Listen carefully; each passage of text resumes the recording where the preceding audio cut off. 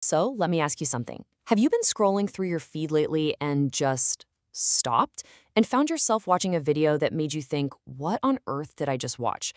Something so weird or suggestive or just plain cringy that you couldn't look away. Well, you are definitely not alone. And as we're about to find out, there's a really powerful and, yeah, profitable system behind all that madness. Okay, look at this line. On the surface, it's just a weird random sentence, right? But in the world of viral content, this is perfectly crafted bait. Its double meaning is totally intentional. It's designed to make you stop scrolling and wonder, what are they really talking about? This is a deliberate tactic, and trust me, it is everywhere. Or how about this one? It's framing a pretty suggestive situation with this, thin layer of innocence. The story is supposedly just about Bluetooth, but the phrasing is designed to get millions of clicks and comments from people who are all reading between the lines. And then you have the really extreme end of the spectrum. In one viral video, a creator shares a story so shocking and so taboo it's almost unbelievable. But this isn't random. It's part of a very clear pattern of just pushing the boundaries further and further and further to see what gets a reaction. And this right here proves it's not an accident. It is a strategy. Take this creator, Santor Mom. Her normal, family-friendly content, it got a respectable 100,000 views. Not bad. But the second she switched to suggestive content with a mom and son theme, her views just exploded to over 1 million. The algorithm sent a very loud and very clear message about what it wants to see. So the big question is, why are creators doing this? Well, the first and most powerful reason is pretty simple: money. This isn't just about getting likes and shares anymore. For a lot of these people, this is a full-time, very high-paying career. Let's actually talk numbers for a second. According to industry estimates, an influencer in India with over 1 million followers can charge up to 5 lakh rupees. We're talking roughly $6,000 for a single sponsored post. But, brand deals are only one part of it. Direct fan subscriptions are becoming a huge source of revenue. One creator, Muskan Karia, is estimated to be earning over 20 lakh rupees. That's about $24,000 every single month. And that's just from fans paying a small fee for her exclusive content. So when you add it all up, the sponsored posts, the stories, the fan subscriptions, the income potential becomes crystal clear. A creator can make a massive amount of money from brand deals, and that's on top of their subscription income. The financial push to create whatever content gets the most eyes on it is just enormous.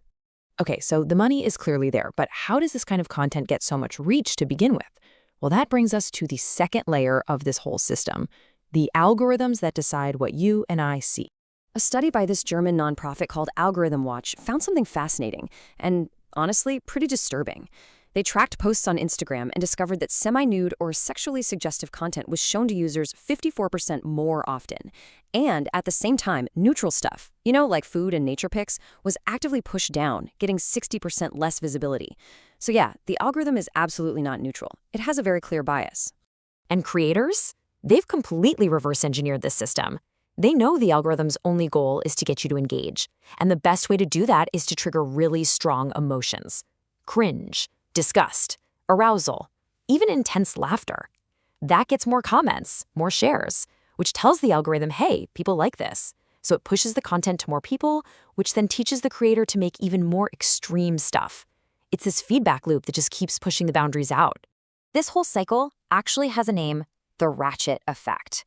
Think of a ratchet wrench, It can only turn in one direction, getting tighter and tighter. Well, in content creation, it means what was considered extreme in 2023, like some suggestive dancing, becomes the new normal. So to stand out in 2025, creators have to be even more provocative, escalating to overtly sexualized content just to get noticed. The online rewards are clear, but there is a really dark side to all this. For so many of these creators, the provocative persona they build online has dangerous and sometimes even fatal consequences in the real world. The risks are just incredibly high. We're talking about creators being arrested by the police for obscene content. Others have been publicly assaulted by mobs who don't like their videos. They get constant death threats, have official police reports filed against them, and in the absolutely tragic case of a creator named Kanchan, her online activity was cited as the motive for her murder. Just listen to this quote from a creator named Sejal X. It really captures the terror that they live with every day. The fame and the money, they come at the price of personal safety, this constant feeling of having a target on your back. And part of the danger is that audiences can't seem to separate the online persona, they're real, from the real person. This creator explains that people make these wild assumptions about her personal life just based on her videos. And when that blurred line inspires someone to take matters into their own hands, the consequences can be just devastating.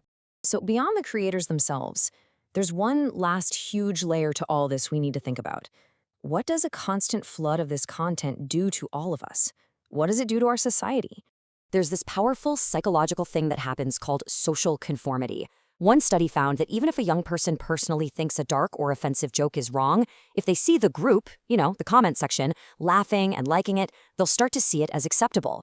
Every like and every share slowly conditions us, especially younger people, to accept and normalize behavior that we would otherwise know is wrong. And the effects of this normalization, they are not just theoretical ideas. They are measurable. And they are deeply, deeply concerning. Studies have shown exactly what happens when people are repeatedly exposed to content that treats sexual aggression like it's normal or even funny. The result? That viewer becomes 6 times more likely to replicate sexually aggressive behaviors in their real life. 6 times. Why? Because their entire perception of reality gets warped. They start to believe, oh, this is just what girls want, or this is just how people act. The content literally rewires their understanding of consent and respect. So after looking at the money, the algorithm, the real-world impact, where does that leave us? Well, it leaves us with the role that every single one of us plays in this ecosystem, whether we realize it or not. Think of your brain like a sponge. We don't just watch content, we absorb it. And over time, that content shapes our attitudes, which then become behaviors. And when millions of people's behaviors are shaped in the same way, that creates a culture. Every single time we watch, like, or share this stuff, even if we're just laughing at how cringy it is, we are casting a vote. We're telling the algorithm and the creator, yes, this is what we want more of. And that brings us to the final and I think most important question. In this endless scroll, it's not just about what you're watching. It's about what that content is making you. What are you voting for with your view?